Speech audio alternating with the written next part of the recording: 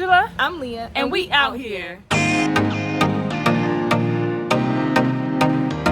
Hey y'all, we went to Hollywood Studios, Disney, in Orlando, Florida, and we were able to see a few of the shows. So some of them we recorded, most of them are included in this video, except for the Beauty and the Beast performance. And that was cute. It's like a family type of, all of them are family, but this one was like really family in terms of catered to a younger crowd. So right now we are at the Indiana Jones show. This one was pretty cool. Also family, but more so catered toward adults, in my opinion. It's not inappropriate for children. Children can still go, but I think adults would be much more entertained here. There's lots of fire. There is the stuntmen and women. So you'll have fun with this show. Let us know what you think in the comments.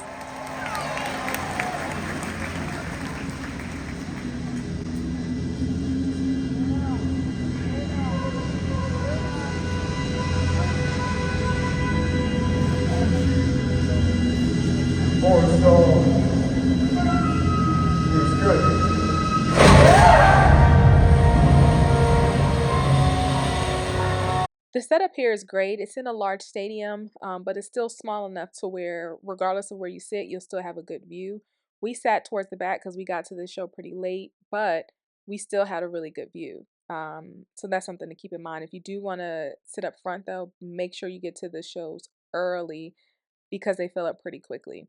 Now, I said this in the ride video, but if you really want to be able to experience every single show and everything that the park has to offer, it's really a good idea to buy a multi-day pass. So if you can go for more than one day, if you're in the area for longer than, a few days and you want to spend a couple days at this park, that's probably a good idea because we were here all day and still didn't have time to see everything. But I will say that this Indiana Jones show was our favorite show. We didn't really do a lot of research in terms of seeing what shows we should see while we're here, but we're glad we chose this one. I think you'll enjoy it, so make time to go see it. This performance had choreographed fights, explosions, fire. It was really good, so I think you would enjoy it. Now, don't forget to like this video. Comment down below. Let us know, do you plan on heading to Disney? Do you go there yearly? Are you going to check out Hollywood Studios? And then subscribe to our channel. So we post weekly videos every single Friday, and we post about 3 to 4 shorts every single week. So you will get consistent content from us when you subscribe to our channel. But you got to like this video and subscribe. All right. One of the criticisms that I saw when I was looking up, different YouTube videos and things on Disney Hollywood Studios was that some of the experiences are pretty dated. Okay. And although I can have fun at any park, I love going to the theme park, so I did have fun. That is one of the questions I wanted to ask you all, what you thought. Like, I'll give the example of the Beauty and the Beast show. We did not include that here, but I think that's pretty dated. One, my question is, do children still watch Beauty and the Beast? So are they familiar with the movie, or do they watch more contemporary Disney movies or Disney princesses? And the lines in there, some of them they didn't get. Like there was a line in there where Beauty was reading a book, and she's enjoying the book that she's reading, and Gaston, the guy who's interested in her, is surprised that she's reading a book. Like, you know how to read, women don't read. And the kids are kind of just confused, like it doesn't make sense. Why wouldn't she know how to read? Like the joke was outdated. The gasp was outdated. And then I also wondered the same thing about this Indiana Jones show. While I had so much fun with it, it was very, great to watch. Lots of sound, lots of fire, lots of action, right? Watching the stuntmen perform was pretty fun. I wonder if this same show could be performed with a more contemporary popular show, or is Indiana Jones timeless, right?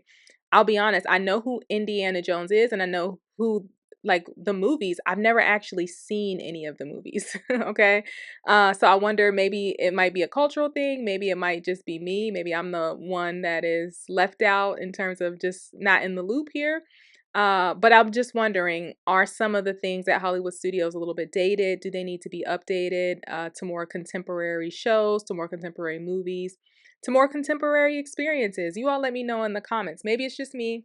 Let me know if you agree, or if you haven't seen any of these, do you would you like to see more updated things? Like, I think Frozen is pretty new, and they did have a Frozen show, and I know kids love Frozen, and they had a lot of fun with that one. So some of them are newer, but a lot of the stuff is kind of dated, in my opinion. But I understand that they're kind of highlighting Disney's best, the things that Disney is known for. So I get it.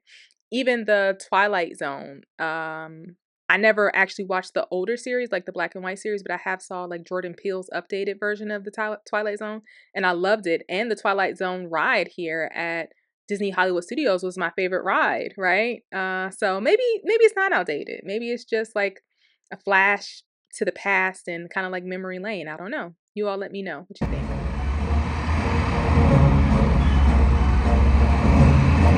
Not related to the shows, but more so the experience and the experiences while you're at Disney Hollywood Studios. My suggestion would be to download the Disney World app. And so they have like a map of all the parks, they have all the different activities, they have directions. So if you're in one area of the park, it'll literally give you like walking directions of how to get to a specific destination within the park.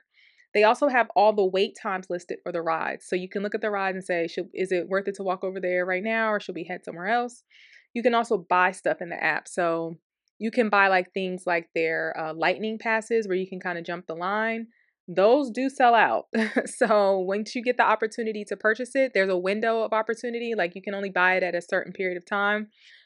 If that's what you would like to purchase, then go ahead and purchase it while you can. They are very expensive, but they can be worth it. Like, had we been able to get one, I think we would have been able to experience more in our one day here at the park. So I wanted to purchase it on the app. I waited too long. It was no longer available. So when I went to the park and I asked, would there be an opportunity to purchase it in person? They said no, all the purchases go through the app. If there's none in the app, there's none available for purchase. So they have a certain amount that they allow people to purchase or to sell, which makes sense because if you buy a lightning pass, you want to be able to actually ride quickly. If they sell too many, then the lines would be way too long for the lightning pass. But just make sure you get it if that's what you would like to do. You can also like make restaurant reservations inside that app. So some of the restaurants, especially if it's a busy day, require reservations.